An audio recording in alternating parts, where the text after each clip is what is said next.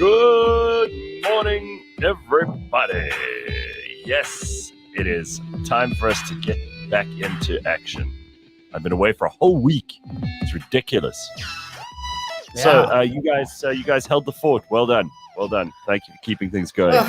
Yeah, it's all in the day's work, really, and we enjoy not having you here from time to time. Oh, really? Oh, is that so? I can go back. I mean, I'd be happy to if it, if I'm Okay. annoying you by being back. Sure, I can make a plan. Is it annoying that I'm back here? We missed you. Yeah, I had Miss lot is of a fun. strong word. You were Yeah, gone. Yeah. Whatever. I mean, listen.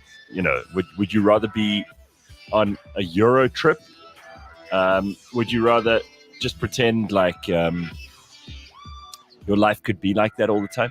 I bump into people, and I went away with people who are all in the travel business. So this is what they do for a living. Oh, Right. so that must have been like a well-coordinated and planned trip. Well, a lot of it was, and that's because these people are so clued up about travel. But like on anything where there's a group of people, sometimes some of the people don't know what the hell's going on. They just follow the other people, and if one of them ran off the edge of a mountain or something, then all the others probably do the same thing because they'd think, well, okay, that's probably safe. Let's do that. But it was amazing, and to start it off and to finish it off in places like Athens, where I began, and Rome, where I finished. I mean, that's just spectacular, right? Yep. Isn't that just the best? Oh, So you were also in a town called a town where you can get a ton of pussy. what? Kind of what? What? Pussy Tano. Oh, no, Leigh-Ann, everything's Sure. so sexual with you. Positano, yeah, but I mean, well done. Oh, I thought. Sorry, I got the pronunciation wrong. Why are we talking about this nonsense, which we can get to in a minute? I want to talk about the obvious thing that everybody is still super excited about, and that is Oh, That you like oh, Monday morning, Bakh'abantu. Everyone No. is coming. no, why it's not a public holiday? no. We won. Are you talking about Francis Ngannou? Oh, Of oh, you course. mean that? What have you been doing while I was away? Have you stopped paying attention? Oh man, what a weekend! What a game! We needed this public holiday. We really actually did, just to recover from the pure stress and emotion. It isn't a public holiday. It is a public It's holiday. not. No. No. But I think South Africa needed this in so many other ways. We needed this victory. We needed something to pull us together, something to give us a bit of hope. I think this is tremendous. And even though I'm not the one who's ever going to talk about sport for too long, I have to say that this is probably, I think for us as a country, one of the most important things that could have happened. And I see, I see lots of stuff going on. I see people talking about, Cyril being there. I see them talking about Rassi. I see them talking about Siya Kolisi. I see them talking about all kinds of cool things. But the best thing for me was seeing millions of South Africans all day. I landed back on Saturday morning, and even just driving home, and then I took the Gautrain, and I thought, look at all these people dressed up in the regalia. I saw flags everywhere. I saw the buildings in Sandton lit up green. I saw all kinds of historical landmarks lit up green. I saw people like getting together and celebrating together and just loving each other and forgetting about all of our problems for just a little bit so we could enjoy something and win. Winning is so important. It makes people feel good. Even if we hadn't have won, we still would have won in some way. But that was just the cherry on the top. Yep. And what an amazing experience over the whole weekend. The last 2 weeks have been just spectacular. Yeah. You can feel it in the air. It's like a thing. It's an atmosphere. And I was trying to remember if it was like this last time, but I don't seem to remember it being this Leigh-Ann, magnetic. you can't even remember what you did last week. Let's not last time, please. So Leigh-Ann, you use the words "feel it." I think that's appropriate because I remember, look, the last time it was like this, it was when we hosted the 2010 World Cup, where South Africa was just a union, where we just worked, we just like appreciated everyone. So it gave me that vibe. Like the air was just different, the atmosphere, feel it, it was here. Yes. But then what my question is, because I have a bit of a philosophical question about all this. And I mean, every question that was put to Siya Kolisi, he always managed to say, look, our country's not in a great position at the moment, but, you know, we hope that this brings more unity, etc. Now, my question is, how long does this feeling last for? No, it doesn't. And This is it going to make a difference? Yes, it will. Because it needs to. No, listen. There's nothing worse for a country than to have nothing to believe in. And Siya Kolisi's spot on. The problem is, it is short-lived. So you're going to have to find everyday things that you can keep this feeling going for as long as possible with. Because unfortunately, it's like a drug, right? And South Africa is a drug-addled country. And I don't mean that in some nasty, disrespectful way. What I mean is that we're so used to highs and lows that we've forgotten search for the dopamine. Correct. Yeah. And then we come down from that dopamine so quickly. But just for this week, let's try and let it last, you know? Like keep that feeling strong wherever you can. Wear the jersey to work today. Keep your profile picture the Springbok, whatever it is that makes you happy. You know, whatever it is that brings other people into that happiness. Do it. Don't feel stupid about it. Go crazy. Am I wrong in saying that if that is how South Africa can be, is it not just politicians who are stuffing everything up? Yes, that's it.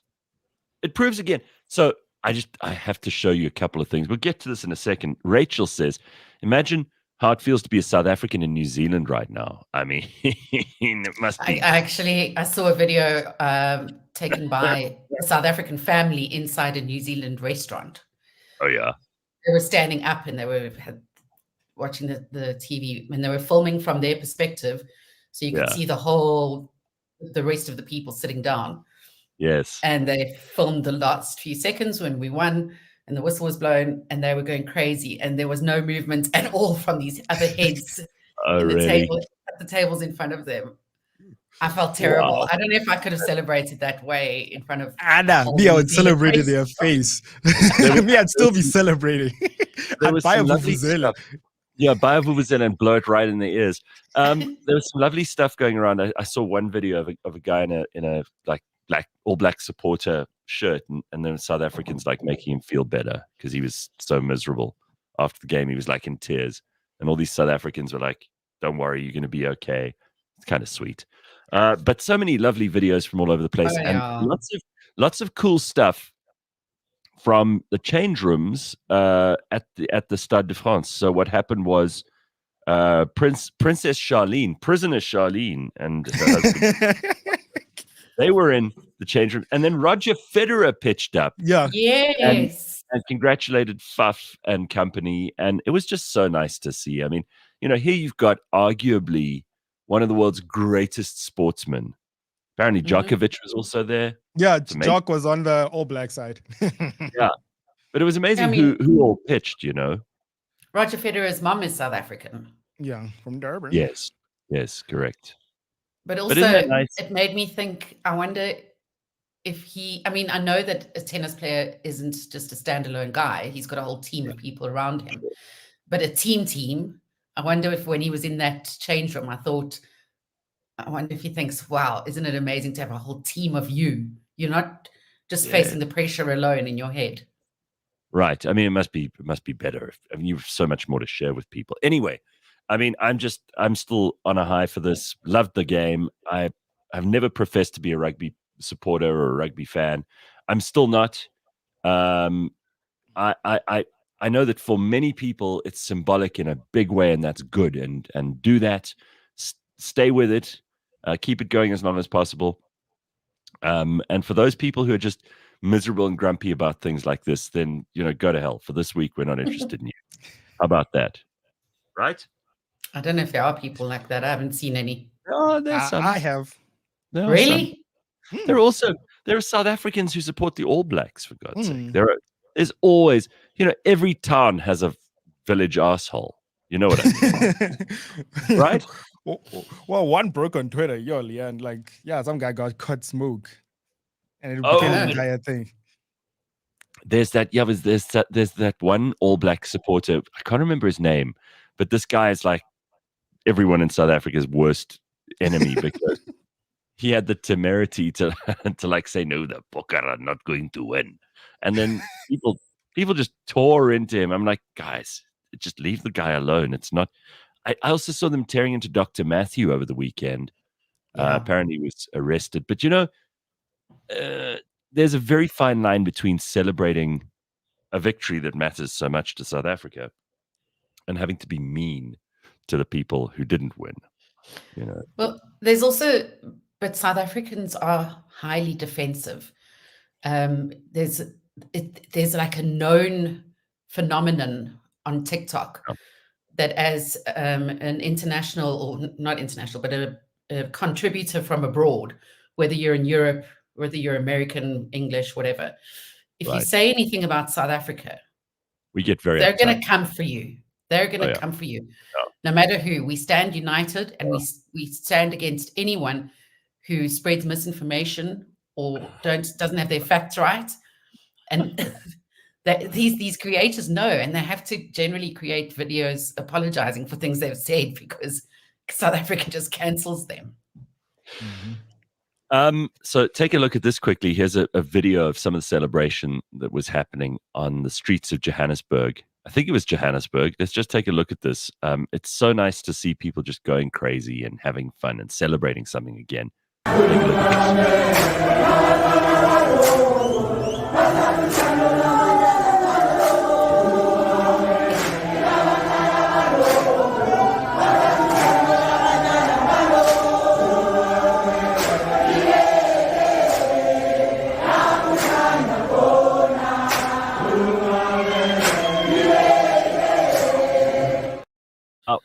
What I love about that, apart from the obvious, is that usually when you see downtown Johannesburg, you see people like rioting and stealing shit from each other and just chaos, right? And service delivery protests and like political party marches and stuff like that. Streets exploding. And streets exploding. This is just like an immediate, uncoordinated outpouring of just joy and happiness at winning. And again, that's so damn fine. I just love it. I love it. Makes me happy. Yeah. So where did you watch? What did you do, Leigh-Ann? Last week's game, you were away. I went out to a friend's place and watched it with a group of people. And I had all intentions of doing that again, but it just didn't work out. So I ended up using the SABC app to watch and just crossed my fingers, and it worked. Okay. I told you it was great, Leigh-Ann. It surprisingly works.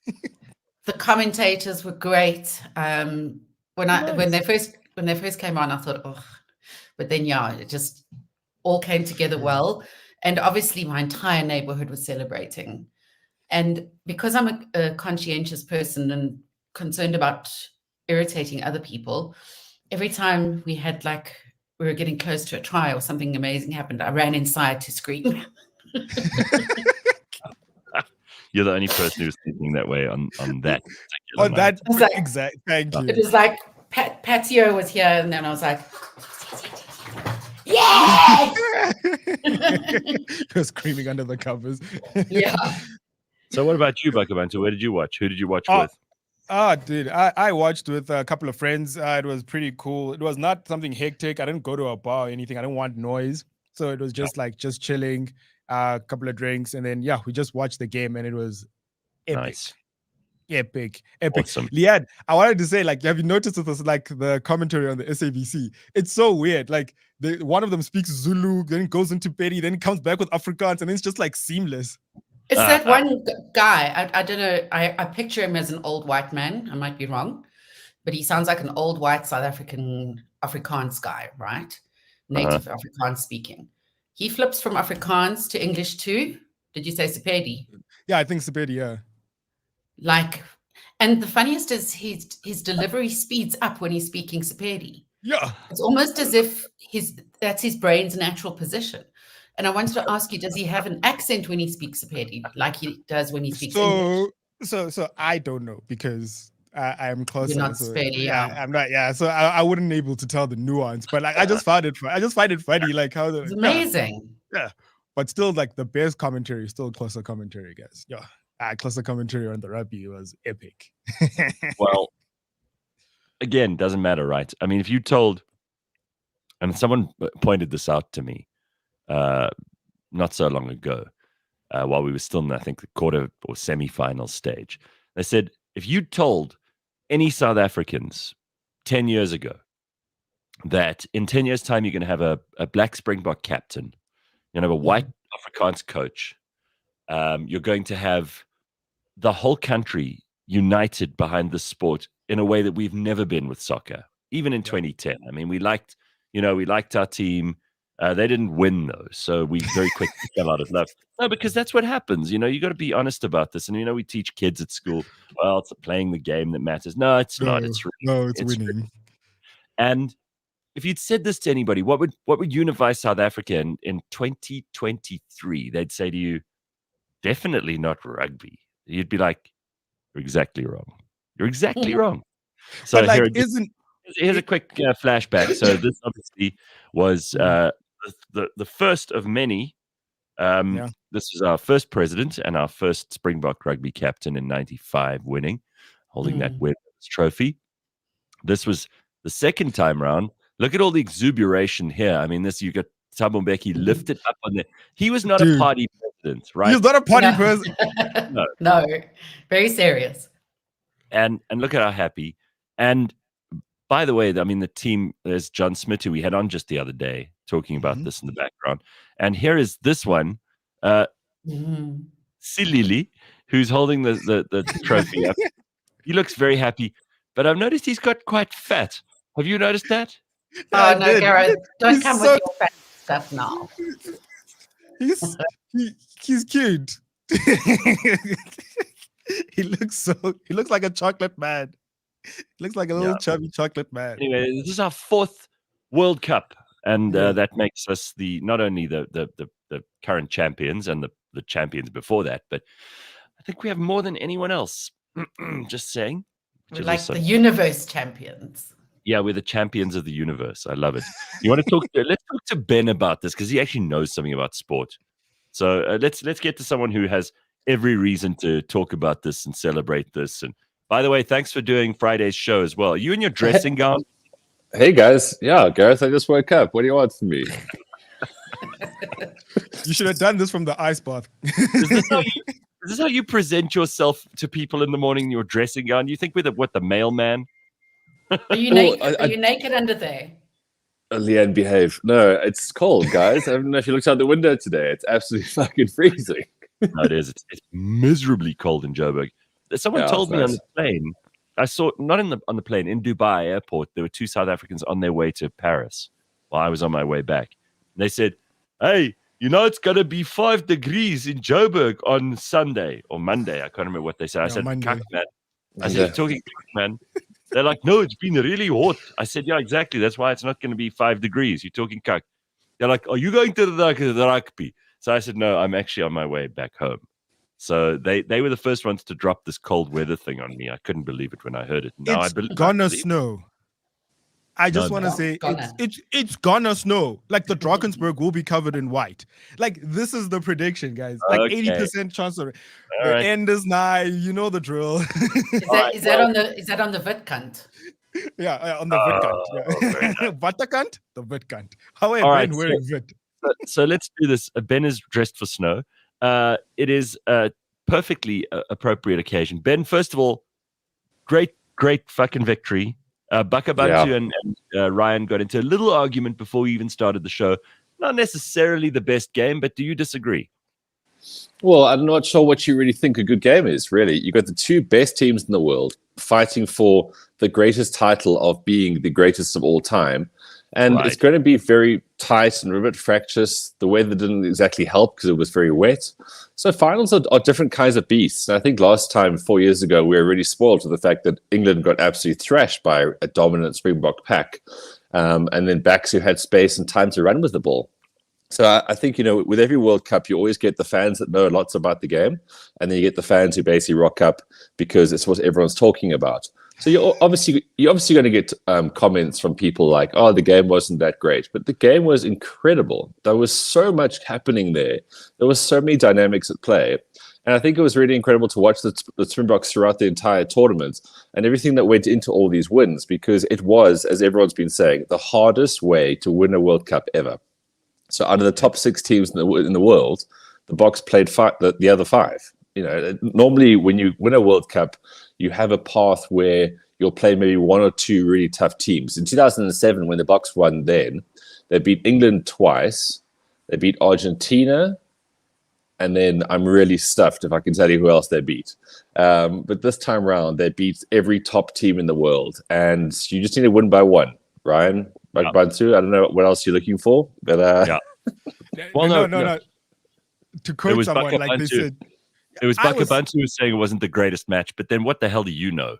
No. Okay, cool. So I got fired from sport, but what I know is a win is a win, which is what I told Ryan. A win is a win, and only losers have to explain. So if you're going to talk about stats and whatnot, only losers have to explain a win is a win, whether you win by a 1 point or 10. All right. So let's do a little recap of not just the World Cup rugby, but there was a bunch of other stuff, a little beyond the scoreboard weekend sports recap with Ben while we've got him on here.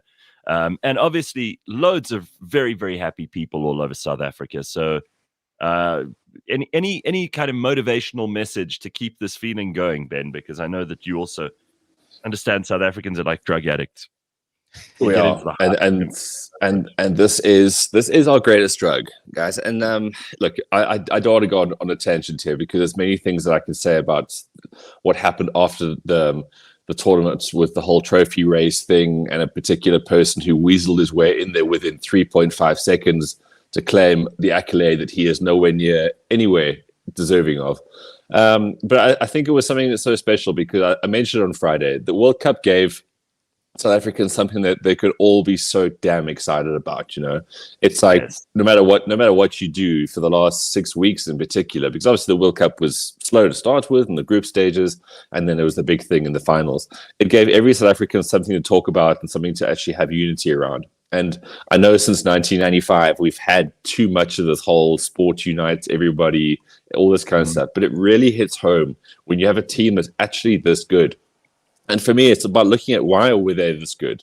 And again, people will say, oh, but they won by 1 point. They beat the best. They won. They did everything. We are back-to-back champions. New Zealand is the only other team that's ever done that. Richie McCaw is the only other captain who's gone back-to-back like Sio Khaleesi now.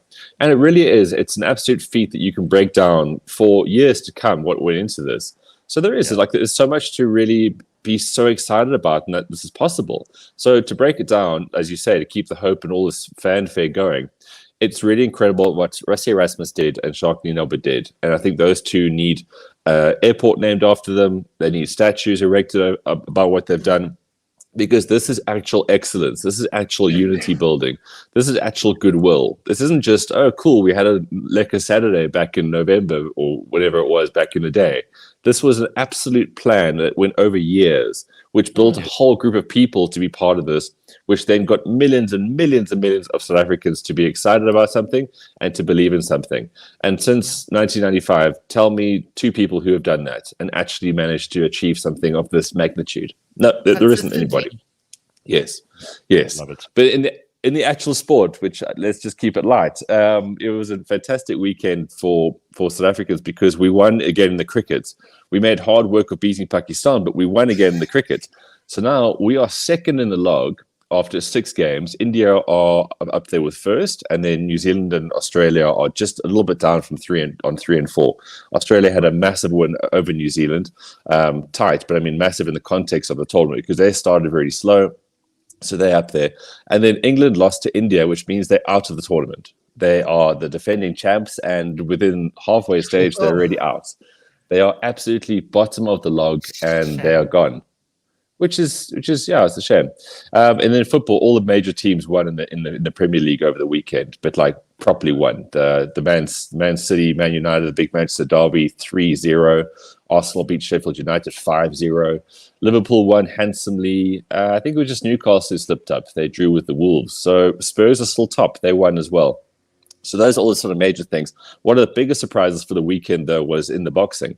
Now, I'm sure I've touched on the story a few times about Francis Ngannou, who had probably the most incredible sports story. And I'm saying this within the same context of the box winning again. This dude basically walked from Cameroon to Paris, almost died about 4 times. It took him about 3 years to make this journey. He wanted to be a world champion boxer. He got to a boxing gym. They said, maybe try MMA. He then started MMA. He became the UFC heavyweight champion. And throughout all of this, he's been a bit dicked over with contracts and all these kind of things. And he's just fighting for this dream of being a boxer and getting paid. He finally got this exhibition match against Tyson Fury, the greatest man out there, so he can make all this money. And he absolutely did what no one else thought he could do this weekend. He essentially beat Tyson Fury. He knocked him out in the 3rd round. Knocked him down, sorry. No one knocks Tyson Fury out.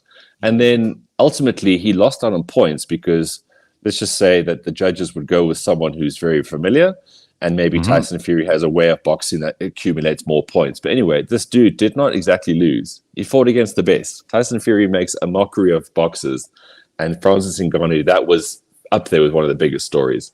He makes a boxery, really. What? He makes a boxery of other sportsmen. Oh. Yeah, that's great. But yeah, guys, I can't believe I stopped your train of thought there, Ben, for that.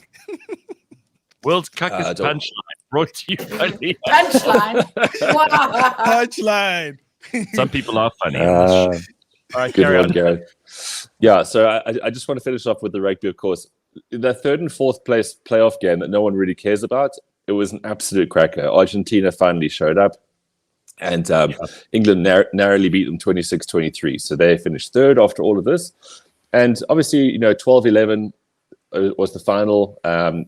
Everyone's talking about how great it was for the Box to win and all that kind of stuff. But what New Zealand did in that match was just sensational. They played with 14 men for a large chunk of that.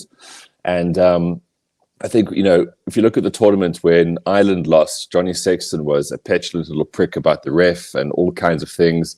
When France lost, DuPont, their captain, was basically openly saying the ref was bullshit. When England lost, Owen Farrell had a go. All these people who were the captains of their big teams, they all had a moan and a whine, and they showed absolutely no class whatsoever. Sam Cane, New Zealand captain, he got a red card in the final, which is a devastating thing for anybody. After the match, absolute humility, an absolute gentleman, just talking about the fact he has to now live with this for the rest of his life. So not only did the Box win on Saturday, but it was just the Southern Hemisphere are better people. Let's just actually say that. They are better people. They are more mature. They have humility. They have grace. And that just shows you why these two teams have probably been the best on the field and off the field, because it's been played 10 times now. 7 trophies have gone towards these two teams. They are the best, and I think it was the greatest World Cup in that respect, because it was meant to be the Northern Hemisphere's World Cup, and it wasn't. So that's that. That moment that was shared between the two captains, I don't know if anyone saw that. It was just the love that they have for each other and the respect that they have for each other is just amazing. I also saw some footage of them the day before the game, and it was like best friends going into battle, knowing that one of them was going to come out at the bottom. Just the support for each other. And they're the only 2 captains who can understand. They're the only 2 people right now who can understand exactly what the other one's feeling. Yeah. And thinking. Yeah. So basically, guys, we in South Africa going forward, we need a constitution, we need the Springboks, and we need a couple of administrators to make sure that money goes into certain places. That is all we need to lead this country going forward. I agree. Yeah. Can we just wrap this up, because this is a happy thing, and like we said, we want to keep it going. Beyond the Scoreboard, brought to you by Super Bets. My big happy thing is I did predict South Africa for the overall win, and I won 468 rand, which I love. Nice, Gareth.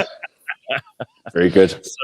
all round good news. Wear your jersey with pride today. If it is out of the wash already, which I doubt, because most people spent yesterday just recovering. I mean, I think South Africa has got probably the biggest hangover in the world at the moment. All right. So, Ben, thank you very much. Of course, all of this brought to you by Superbet. They support responsible gambling. And if you're going to gamble, you should too. Strictly no under 18s. Winners know when to stop. The South African Responsible Gambling Foundation's toll-free counseling hotline is 0800 006 008. Very nice. Ben, have an awesome day. And all right, guys. Don't do anything too exhausting, all right? Because I'm sure that you have very little energy left. No, plenty. I'll see you Friday, guys. Cheers, Ben. Bye. Bye. All right. There's a hell of a way to start your morning, with victory, with celebration, all of that stuff. Very, very nice. Like someone in the comments said, hopium, that's our drug. That's right. By the way, did anyone see what these tickets cost to the final? My God. 18 grand. Wow. Yo, Are you kidding me? for bleacher seats. Yo. The cheapest seats, and I mean, I don't know, this must have probably got even more expensive as the final drew closer. But the cheapest ones you could get was 18,000 odd rand. And that was so high up that you basically needed to take an oxygen mask and a Sherpa. Then you got the most expensive ones, which were like right up to the close, right close to the field. 169,000 rand. Tell you what, there were a lot of South Africans who flew in for that. So there are so many people in this country who still have money. I mean, you could fit them into a stadium, so it's not that many people. We're 60 million. But I mean, for some people, this is the thing to be at. And then you get these clowns who were all there. These fucking idiots. These are ministers in our government, at least the two on the left. Yeah. The one who looks like, I don't know what it is. It's almost like what's that outfit?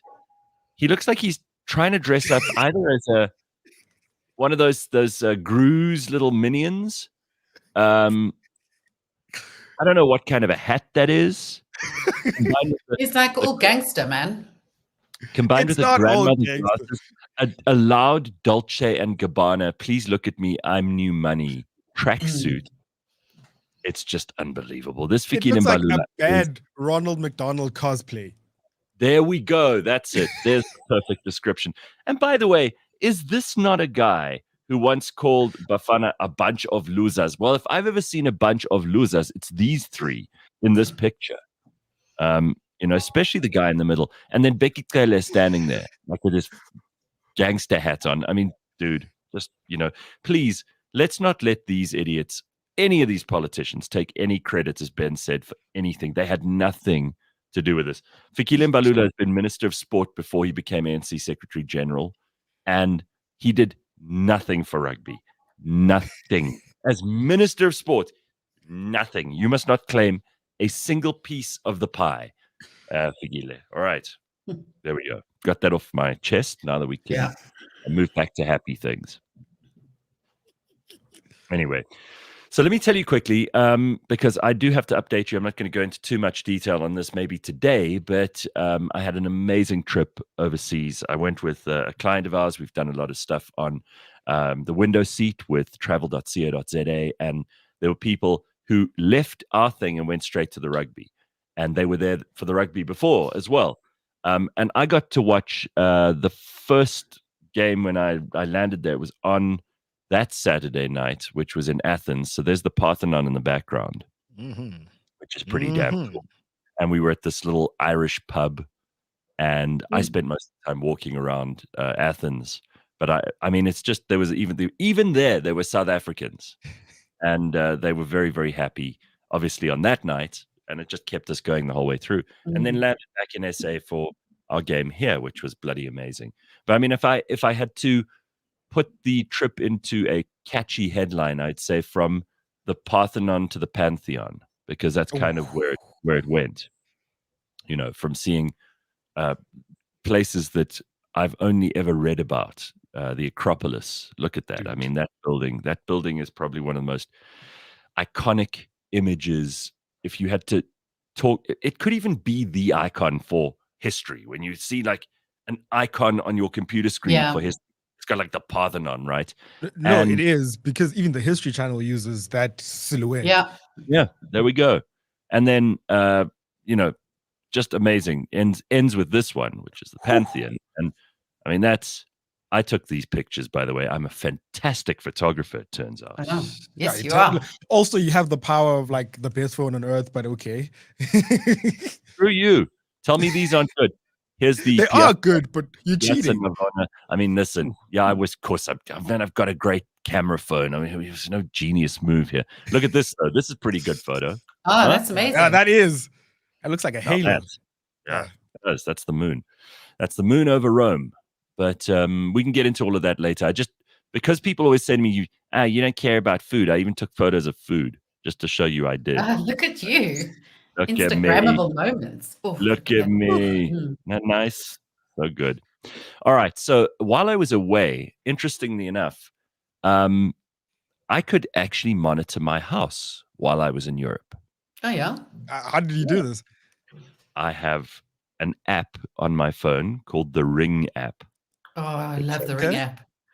And the Ring app allows me to check in on my house. I switched it off when I got back, but look at this. This is amazing. Now it notifies me of what's going on. I can actually see in my house how everything works. Whoa. I can check that everything was going. I've got a camera in the study. I've got one in the TV room, and I can switch them on when I'm away so that it can detect motion in the house, which is bloody amazing. Don't you think? Check on your dog. Well, she wasn't around. She was with her friends, and she was staying with so she didn't have to be monitored. But you can actually install a device like this to look after your pets as well. It's absolutely amazing. It's called Ring Security. They've got their own camera system, and some of their cameras have a battery, so they're freestanding, so you can move them anywhere. And some of them are cabled in, so you have endless amounts of power. And people always go, "Oh, that's stupid if it's got a battery because it'll last like 3 days." No, it lasts months. I haven't charged these ones probably for about 2 months, and they're still going. So you've had this for a minute? I've had it for a while. I bought them online, and because I'd heard them advertised on podcasts overseas, I thought, what a win! So I'm going to do this. Yeah, the Ring app is solely responsible for about 30% of the amazing content we find on social media in filming, but just like feel good stuff as well, like a UPS driver who's returning a lost pet, and then obviously the funny stuff like people coming home and they've lost their keys, and just really amazing. Well, if you're going away in December and you're leaving your house empty, this is a new layer of security that you might want to install. It's actually fun when you're sitting in places like Santorini and you can quickly pop back home on your phone and make sure everything is safe. I think that's a really cool thing, especially for people who are like Leigh-Ann, always worried. You're always like anxious about stuff. So it's nice to check in on this stuff. All right. So I'll tell you more about that in the next couple of days. But we have loads of other good stuff to get to, and we're only a quarter of the way through the show. So we're going to talk to Dr. Hanan just now. He's got lots to talk to us about too. And Bakh'abantu, apparently you've been trying to find your Springbok rugby jersey since last week, and it's gone. It's just disappeared. It went into the black hole of the abyss of this place I stay at. So it's gone. Some guy received it, but no one seems to know who this guy is. I've been asking securities like every day, like, who's Telamus?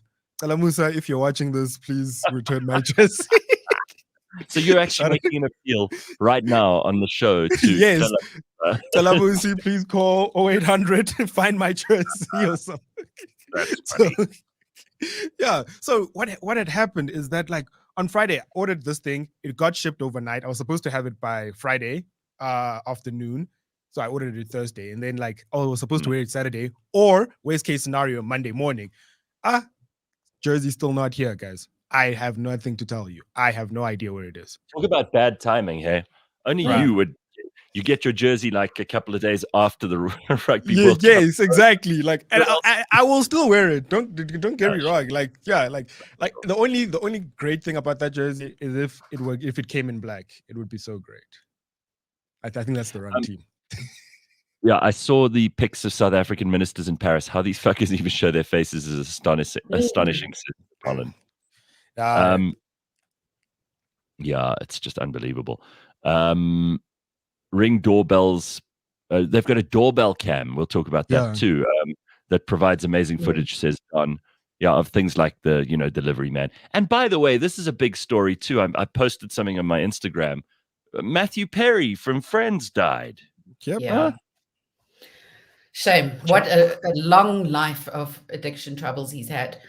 I read his autobiography. Oh, did you? Yes. He's been in rehab 60 times. Wow, that's more than you. Well, maybe I've disguised a few as other things, like having a boob op or a nose job. No, I'm kidding. But just a long life of internal suffering is what he had, with very little joy, despite bringing joy to so many other people. And him just not seeing that he was amazing at what he did. Well, I mean, you go straight to the rehab thing, but I have to say that, after Friends, it's so easy for everyone to go, oh, whatever happened to them? But all of them went on to have really, really exciting lives post Friends. And when you're on a show that's that big, everything else you do afterwards is going to be compared to that. In fact, he even said in his autobiography, which Leigh-Ann just mentioned she read, he says he'd really like to be known. And this is amazing when you see someone write this and then, suddenly they're dead. He drowned apparently, and there's no suspected foul play. Yeah. Still, I mean, a shitty way to go, right? Yeah, it is a shitty way to go, alone in your hot tub. Yeah, and that's what he hated so much about his life, was that he was suffering alone. And the first time in that Diane Sawyer interview, it came up, he said, for the first time in my life, and this was just a few years ago, I've managed to put safety nets into place, and I have the right people around me to know that I'll never be alone in this. And in the end, that's how he died. Oh, should have put a safety net over his pool. Exactly. His jacuzzi. He's drowning in his jacuzzi. I got hot. So anyway, he said he really wants to be known for his work that he's done. He started a foundation. He's been helping other alcoholics and drug addicts. And he said Perry House. Yeah, whenever anyone called him and they were a struggling addict, he would take the call no matter what, which he says, I'd rather be known for that than for Friends. And he said, people will talk about Friends, and that's great. I'm very proud I did that show. It was a terrific thing. But he said, if I die, I want people to remember this. So I'm mentioning it, Matthew, even if nobody else is, because I think it's a pretty damn good thing. And Leigh-Ann mentioned it right up front as well. But I love Chandler. Chandler Bing was my favorite character on Friends. He was my favorite friend. I mean, I loved all of them. Yeah, you're not supposed to like Ross. Like, they're the worst. Ross and Rachel are literally the worst people on earth. But Chandler, if you're worth your salt, you like Chandler. The sarcasm was on point. The worst people on earth. There's some Hamas terrorist who just did his damnedest to get into your list, Bakh'abantu, by butchering people out in the it still goes Ross and Rachel. You're putting Ross and Rachel above that guy on the list. Okay. Clearly, you've got very good perspective. Who was your favorite character, Leigh-Ann? Chandler. He was my favorite. Yeah. And what's amazing is that, with the whole resurgence of Friends, which was well planned and well coordinated in terms of marketing. Yeah. But the fact that Friends is now known by absolutely everyone from the age of, 10 to 90. My mom feels like she's lost a literal friend, because she's been watching all of the shows again. So it's very special. It's very special. I noticed like a bunch of Gen Zs like getting very upset about this. I thought, what are you people? What do you know? They're totally in on it. They've got the merch, everything. Yeah, you see them walking around in like Friends gear, and I'm like, please. Meanwhile, they're all watching it. Shame. Someone says here, I think it's a good point, that Elon Chief Twat makes. He says, every day I'm going to hear about Charlie Sheen dying, but he uses good drugs. Yes, it's amazing. Like Charlie Sheen, and then I saw an interview with Keith Richards at some point in the last 3 weeks. That guy is still going strong. Keith Richards is as happy and healthy. He's got a hot young girlfriend. He looks like a piece of old dried leather. But man, do not tell me that you have to lead a healthy, athletic, eat right, don't drink, don't do drugs. This guy is like an advert for the good life. I don't know. I mean, give me his life or Charlie Sheen's life ahead of Lance Armstrong, Roger Federer, Elon Musk. Spend your whole life on a fucking tennis court, and then Charlie Sheen and Keith Richards, they just fly right past you with their drug-addled sex. Well, Charlie Sheen is not on drugs. It's the tiger's blood. He drinks tiger's blood. Whatever it is, give him to me. Joking Atheist says he always brought any comedic character to life in a genius way. That's Chandler. I loved him. There was that movie he did quite recently, where he was like the love interest. Oh yeah, you know what it was? It was that movie with Zac Efron where he becomes 17 again. That's the becomes one. Zac Efron. Yeah. I really thought I was going to hate that movie because it's like so cheesy, right? Yeah. But I absolutely loved it, and Matthew Perry was so good in it. He was fantastic. Like as a romantic lead, who would have thought Chandler? You know, good for him. Good guy. Anyway, so there's something else to think about this morning. His character actually reminds me of you, Gareth. Well, I always thought at varsity that I was like the Chandler of our group. I did. You know how you when you're you always think you're like the Phoebe.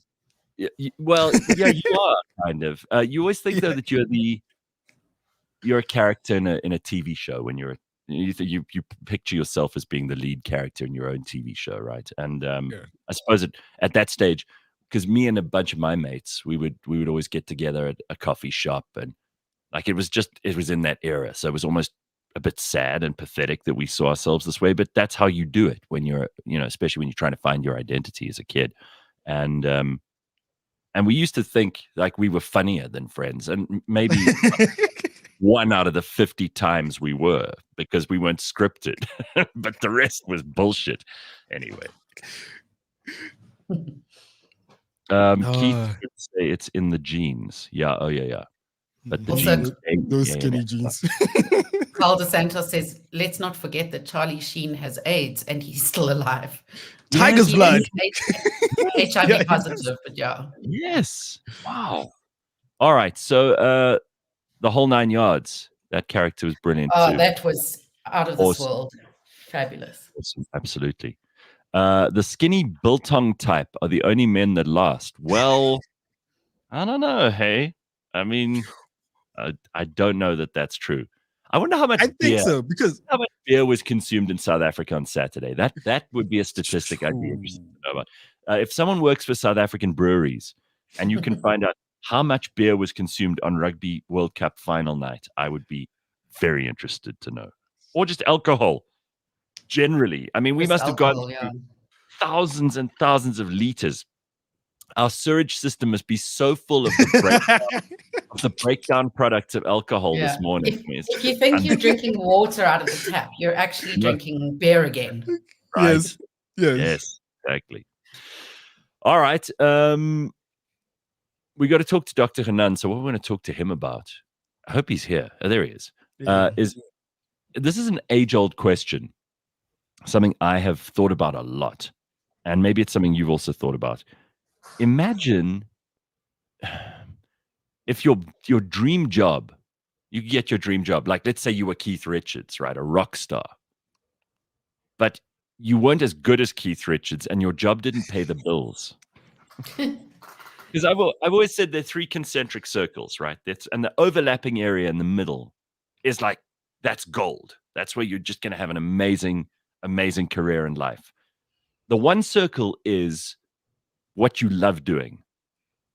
The other circle is what you can do really well. You're good at it. So it's fine to be comes easy to you almost. Like I love doing, inorganic chemical experiments or drawing floor plans of houses, but I would never become a chemist or an architect. Also, because I'm not good enough. I'm not good enough. And then the third circle is what actually pays. Like, what pays you. And if you can get all three of those, then you are sorted for life. I would love to just live on a farm, run a school for the farm kids, and rescue animals. There's no money in that. Well, not for you. What do you mean? If someone else did it, they'd make money? No, but I mean, you would. I mean, ideal situation for you is you would find a guy who's already got a farm, so that one's taken care of. I see. I hadn't even thought of that. Yeah, because I mean, then you wouldn't have to like earn the money to buy a farm and all that stuff, because that's like a 20-year plan. Who knows? Anyway, let's get Dr. Hanan on. Doc, are you there? I am here. I'm here. Sorry, technical issues. Can't see me, but I'm here.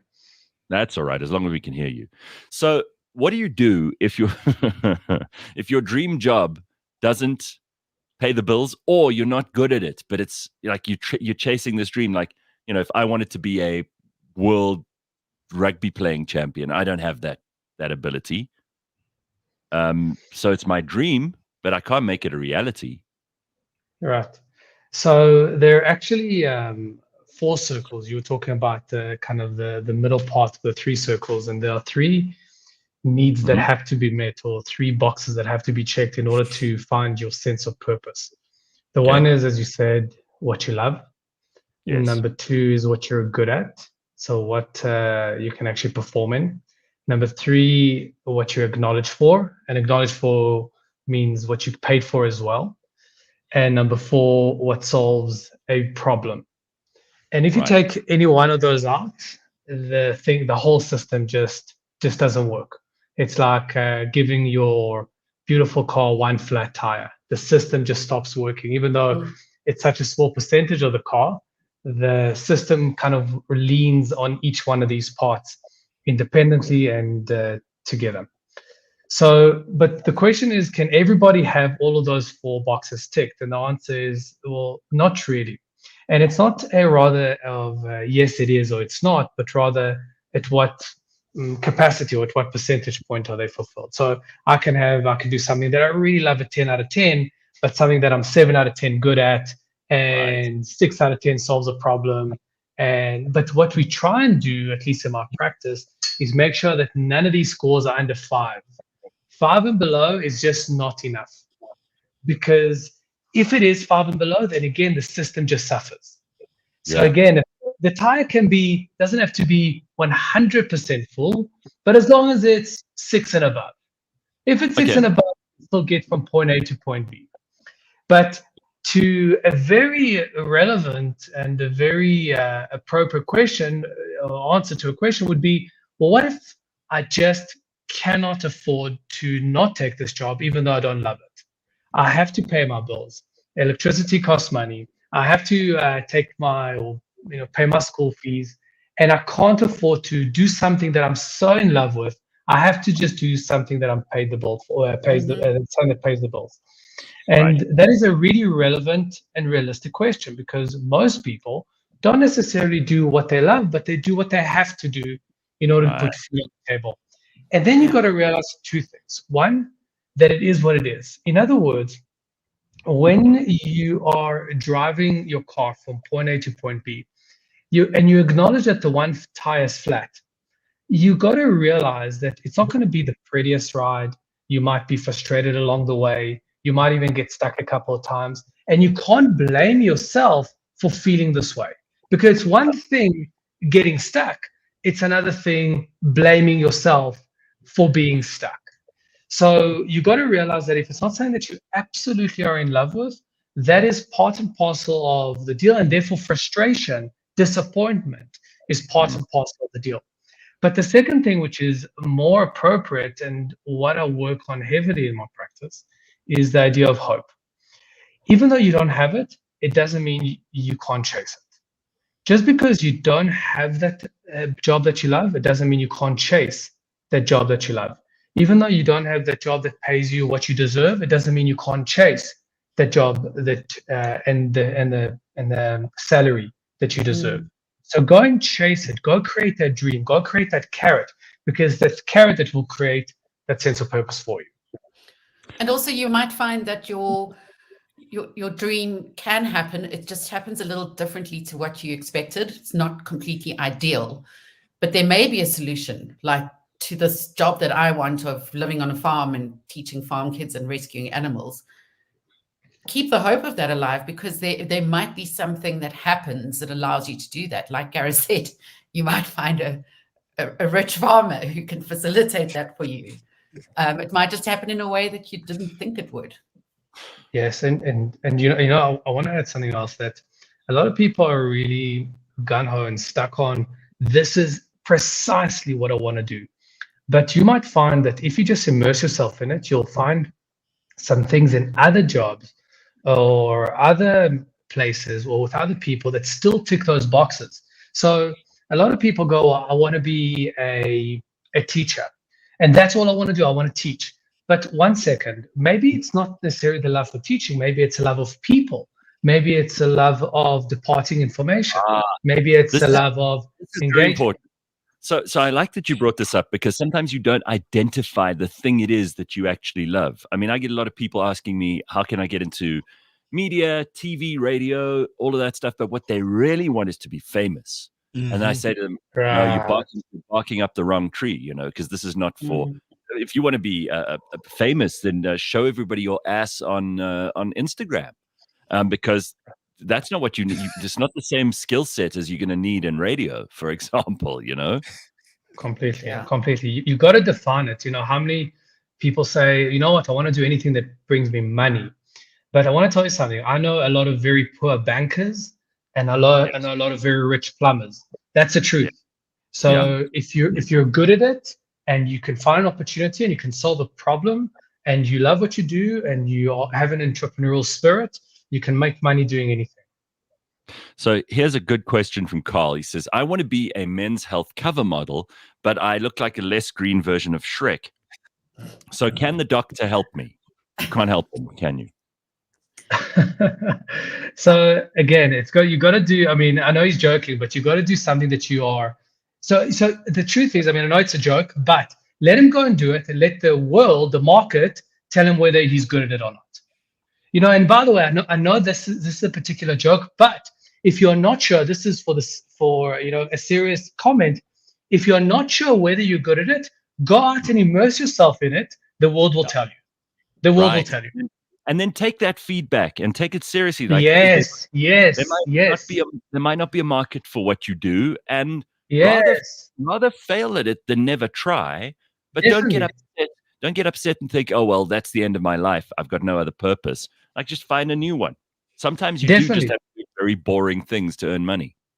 Definitely. And Gareth, the reality is that a lot of people try to find their purpose intellectually, but the truth is we should all find our purpose experientially. Go out, try it out, see what the feedback is, take that feedback seriously, and work with that data. All right, well, how about this last one? Joking Atheist says, I love watching porn and I'm good at eating, so what the hell do I do? Oh, gosh. That deserves zero comment. That deserves zero comment. There are people who have fetishes watching other people eat. So there, you've got your job combined. Leigh-Ann's a problem solver. See?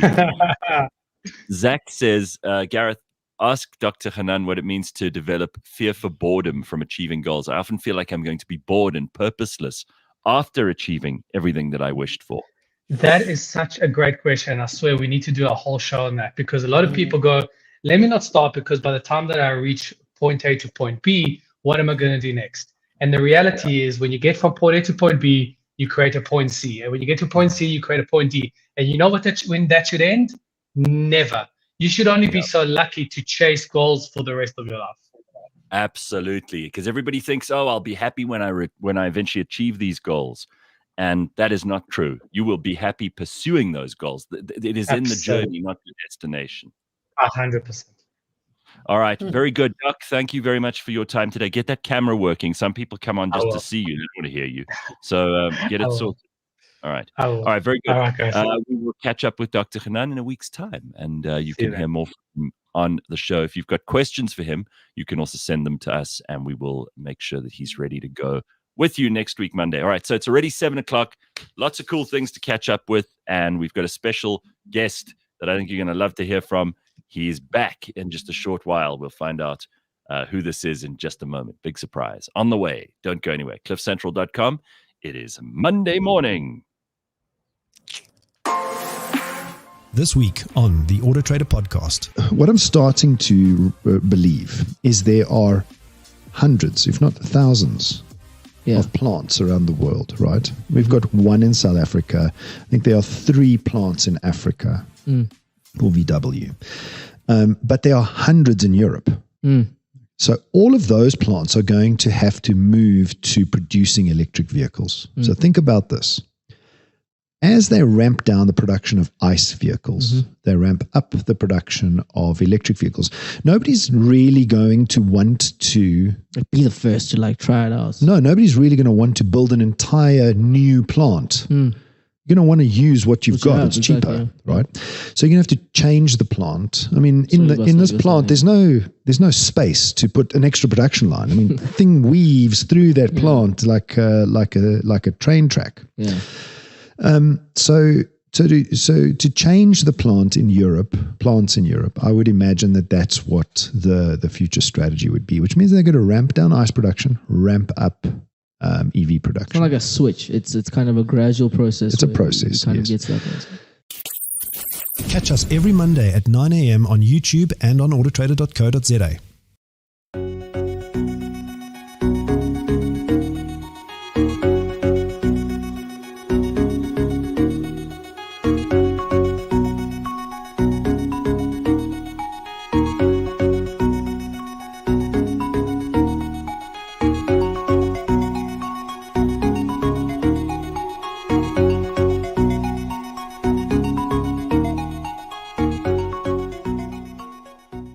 One in every 6 men at some point in their life will have prostate cancer. 1 in 6.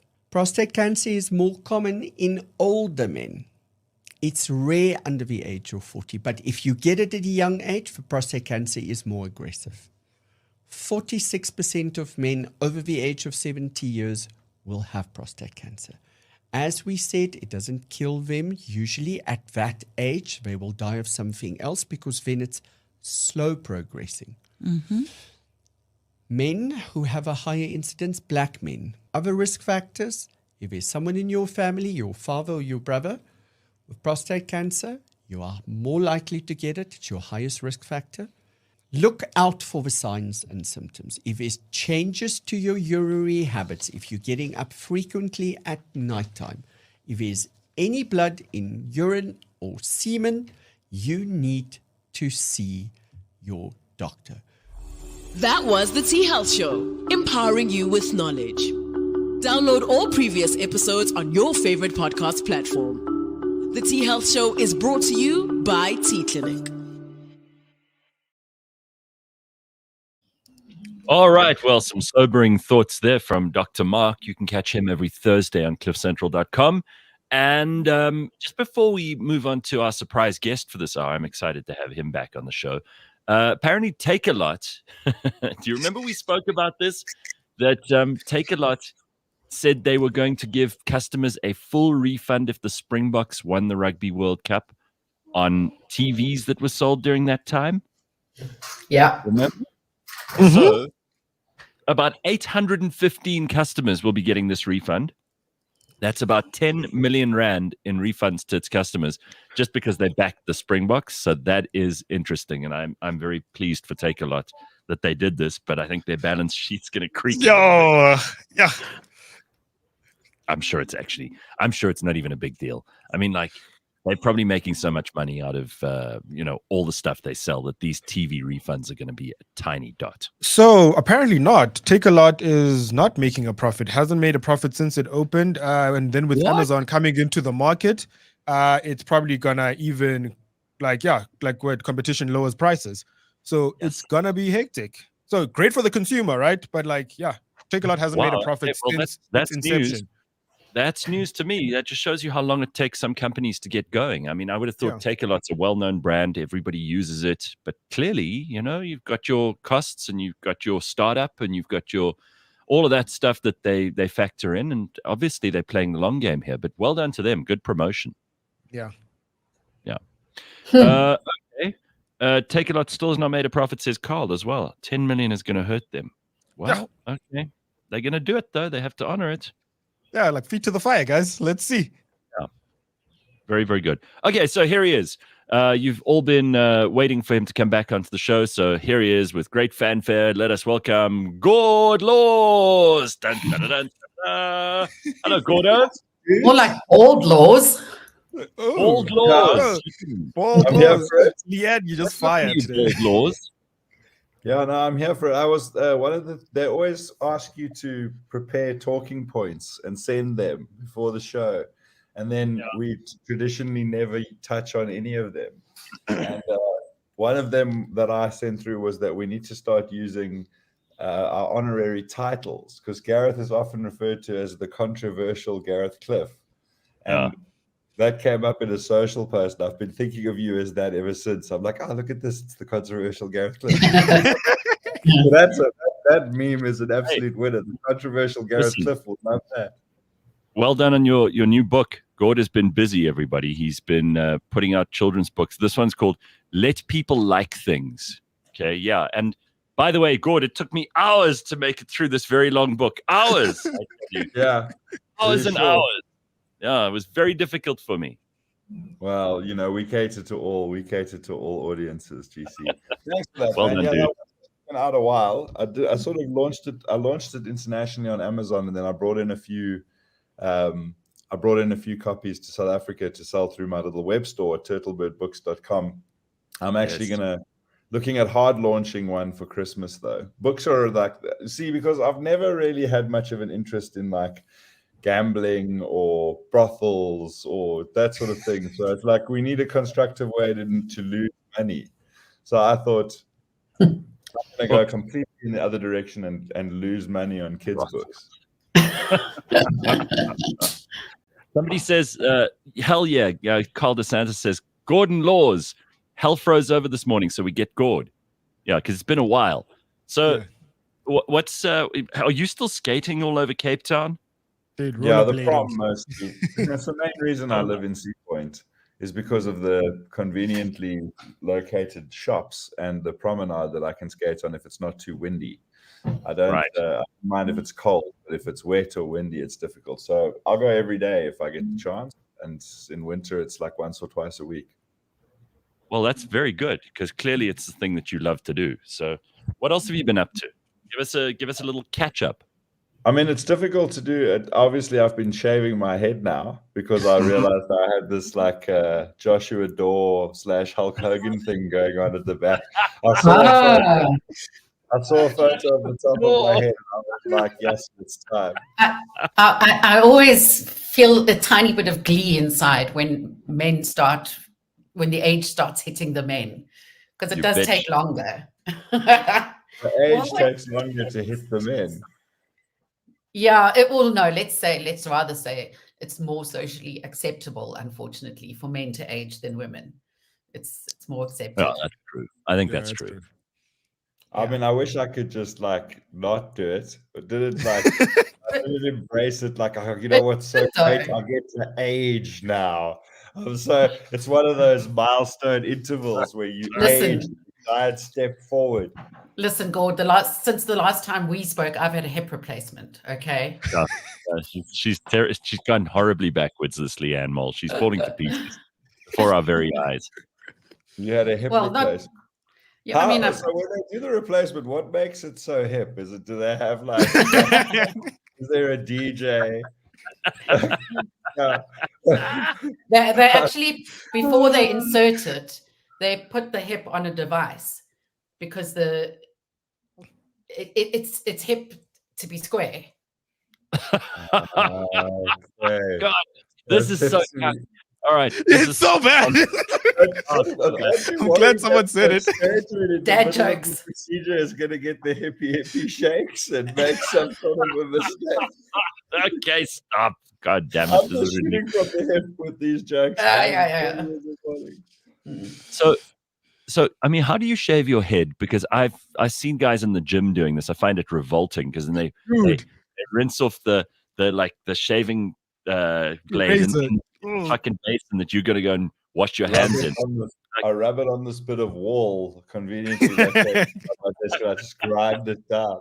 No, there's a dude just down the road. There's a hairdresser that I walk past and there's a lovely guy there called Craig, and he just buzzes me with a machine. Because if you try to do it yourself, no, but I'm like a month into this. Before I became Gord Laws, bald oak, which goes along with the controversial. I embraced it. I was like, right, that's it. I'm living the bald oak life. I'm not used to it. So what happened was with the head shaving thing, and this is like the main problem I have with it. I'm not really that fazed about the fact that I've had to do this. I've seen it coming for literally years, but yeah, you were in denial there for a second, Gord. I thought you didn't see it. No, I mean, I kind of knew it was going to happen eventually. And when I saw this photo of myself leaning forward, I saw this photo at the top of my head. I was like, it's time. But the problem is I accidentally look scary now. I look like a villain. Like I look like Haynes. Yes. I look like a football hooligan / bouncer. Now I'm trying to release kids' books so everyone can go on turtlebirdbooks.com and buy my goddamn book. But I look like I kill people for a living. And no, come on. Don't be so harsh on yourself. It looks like he did a stint in prison. Also, the weight loss doesn't help. Now he looks like he went to prison and got jacked. Yeah. It's the tattoos. It's the weight loss. It's the bald head. You do look like you're a football hooligan. If you start talking like this, I won't be surprised. Going down the pub and gonna sort this out. Yes. Family and looks after them. Exactly. Now you just I don't know. I think you look good, man. And one thing to remember, if you are oriented as such, to wonder what women think.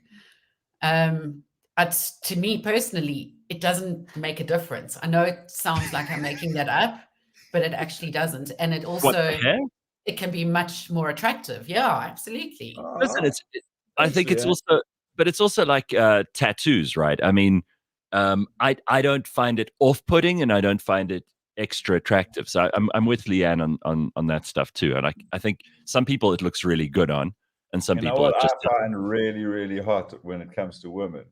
Yeah, I love a new hip. Like when I'm like, "Oh, damn girl, is that hip new?" And the girl's like, "How did you know?" And I'm like, "I got an eye for these things. I can pick up a new hip."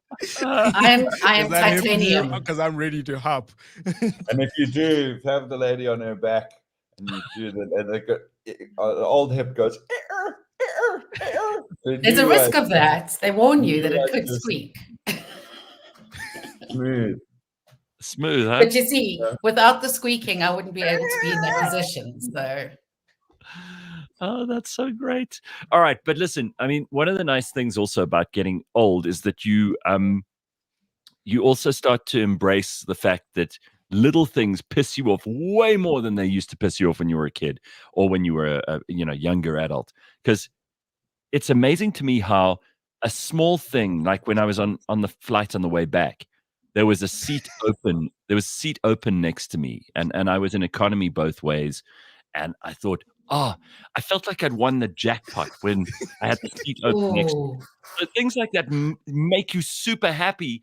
And then irritating things are like, for example, they bring you your food at a restaurant, and then the chili isn't as hot as you wanted it to be. And you're like, oh, this is making me so fucking angry. But it's little things like that that disproportionately irritate you at a very, very high level. Right, Gord?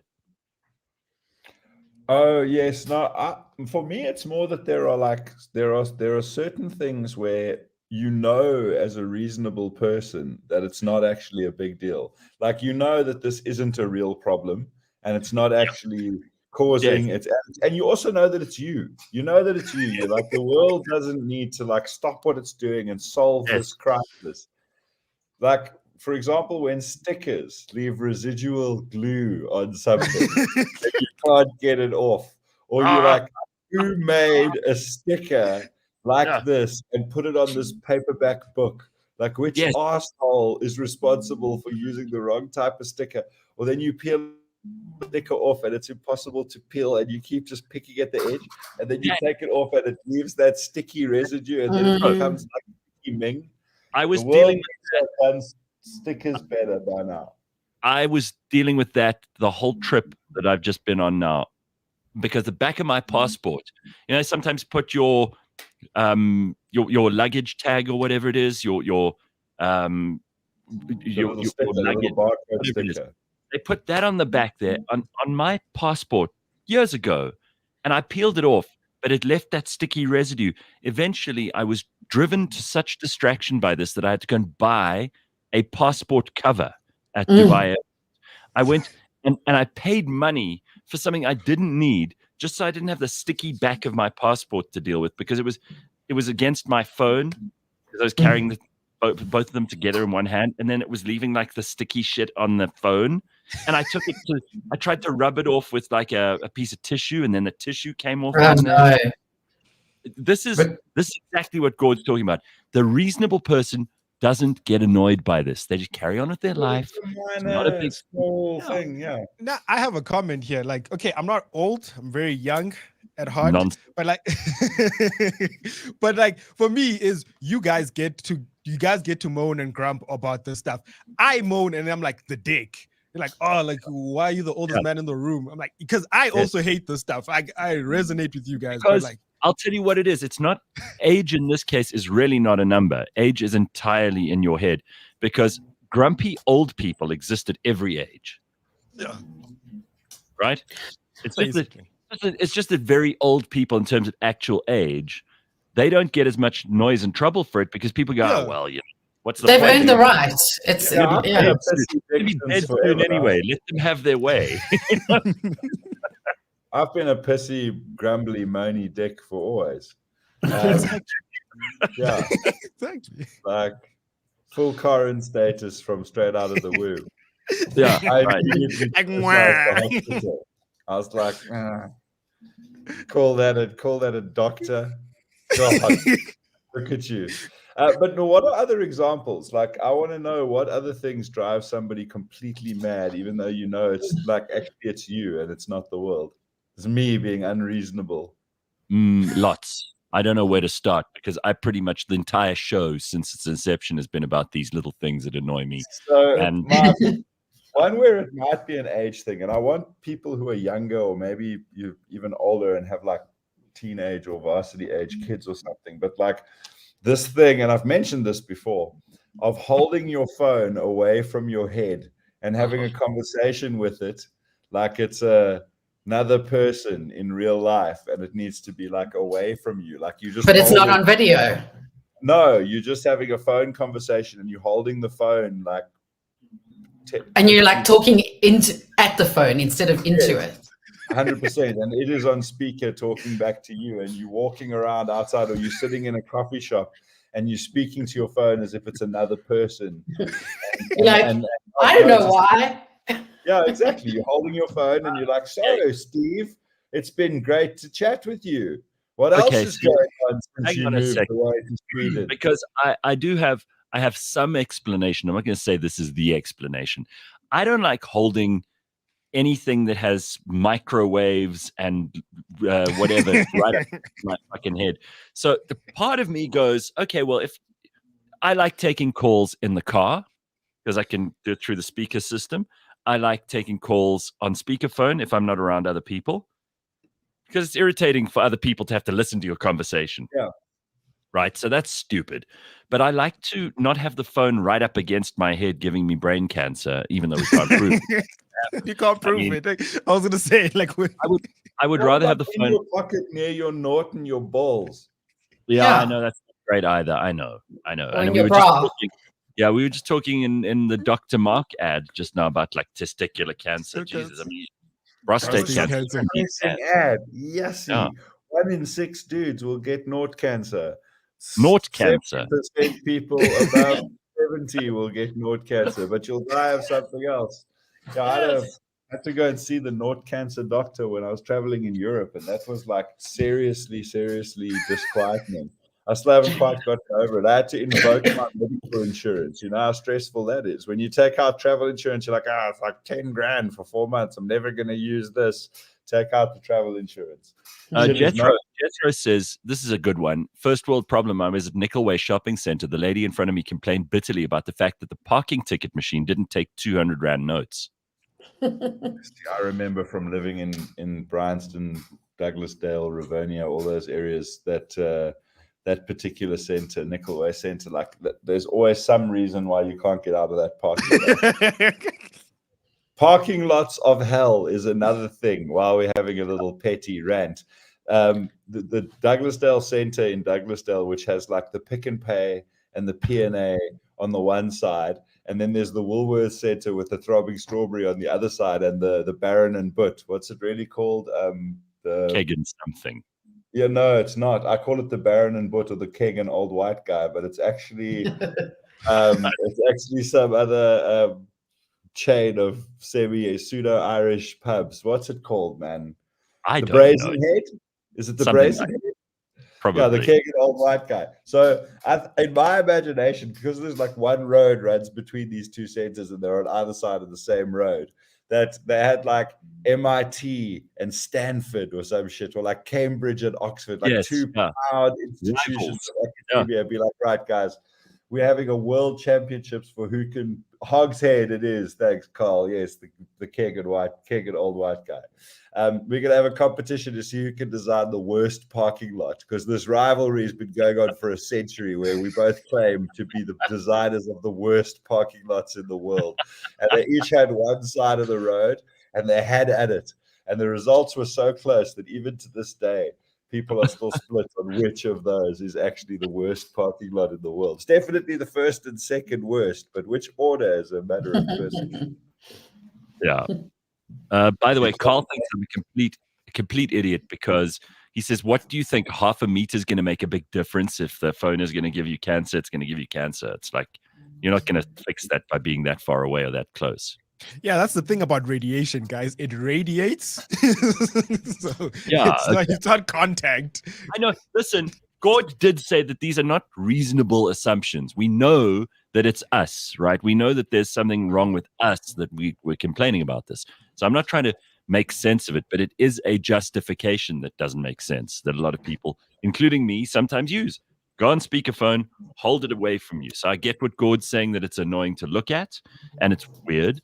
And I also don't get those people who will take a call. Oh, that's my worst. Why are you even on speakerphone? Yeah, why are you even? The guy was the other day at the fucking gym. I'm like putting on my shoes, and there's a dude standing there in his towel. Yeah. We should definitely buy those shares before 2:00 this afternoon. But otherwise, we're going to miss out on the deals happening at like 5. It sounded like terrible insider trading or something. But it was going on while I'm putting on my shoes. I don't think I've ever answered my phone in a queue somewhere. Oh, no. I will respond and say, I'm in a queue. I'll speak to you later. Right. I don't mind people talking. It's just when you're holding the phone like 35 centimeters away from your face and talking to it like it's a person, and the phone is going like Charlie Brown's teacher, and it's like, no, but it was absolutely fine. We didn't have high expectations, but then fair point, my boy, absolutely right. And it's like the phone like, and you're just like, why do we need Sharon to, like, if we all need to hear what you think and what Sharon thinks? Like, put the phone against your head, use your AirPods, use a hand-free, or just fuck off for later. WhatsApp. But like, and then there's this woman, and like, she was kind of older. She was like at least in her 60s, maybe 70. And so you have this like, okay, if you were like a younger person, I would be over there bitching and making a scene already. But now I'm not quite sure how to handle it. Sitting in this coffee shop where I work most days to avoid cabin, because I mostly work alone. So, but with people in an organization. So I'm on video calls. They're holding my laptop next to my face while I walk down the road having a video call.